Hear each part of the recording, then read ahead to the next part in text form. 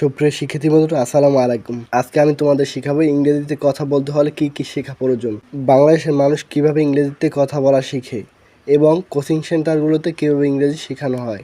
তো ইংরেজি শেখার জন্য প্রথমে বেসিক গ্রামার শিখতে হবে, টেন্স তোমার শিখতেই হবে, তারপরে parts of speech, sentence structure, active possessive, preposition, এই 5টি বিষয় তোমাদের শিখতেই হবে। এই 5টি বিষয় তোমরা কোথায় পাবে, কীভাবে শিখবে, তোমরা চাইলে আমার ডিসক্রিপশন বক্সে লিঙ্ক দেওয়া আছে, ওখান থেকে শিখতে পারো। যদি অন্য কারো ভিডিও ভালো লাগে তাহলে সেখান থেকেও শিখতে পারো, তোমরা ইউটিউবে সার্চ দিয়ে তোমরা যেখান থেকে শিখো। তারপরে 2 নম্বর শিখতে হবে ভোকাবুলারি।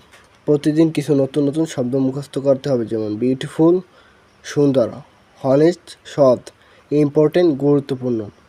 প্রতিদিন কমপক্ষে 20টি করে ভোকাবুলারি শিখতে হবে এবং এগুলো দিয়ে বাক্য তৈরি করতে হবে। তারপরে 3 নাম্বার রয়েছে স্পিকিং প্র্যাকটিস। স্পিকিং প্র্যাকটিস শিক্ষার্থীদের ইংরেজি কথা বলতে উৎসাহ দেয়, যেমন হোয়াট ইজ ইউর নেম, তোমার নাম কি? মাই নেম ইজ ইব্রাহিম, আমার নাম Ibrahim. Where do you live, তুমি কোথায় থাকো? I live in Barishal. এরকম তোমরা স্পিকিং প্র্যাকটিস করবে। 4 নাম্বার রয়েছে রিডিং প্র্যাকটিস। প্রতিদিন তোমার রিডিং প্র্যাকটিস করতেই হবে। প্যারাগ্রাফ ও স্টোরি পড়তে হয়, বিভিন্ন ধরনের স্টোরি আছে সেগুলো পড়তে পারো।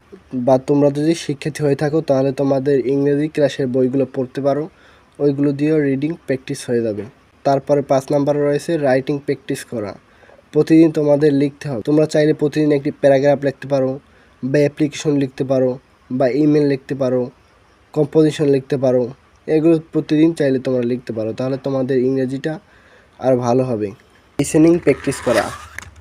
ইংরেজি শিখতে হলে প্রতিদিন লিসেনিং প্র্যাকটিস করতেই হবে। প্রতিদিন তুমি অডিও অথবা ভিডিও শুনবে মোবাইল থেকে। তুমি যদি প্রতিদিন অডিও এবং ভিডিও আর উপরের আরও 5টি বিষয় তুমি যদি সুন্দরভাবে মেনে চলো তাহলে তুমি অনেক দূরত্বে ইংরেজিতে কথা বলতে পারবে।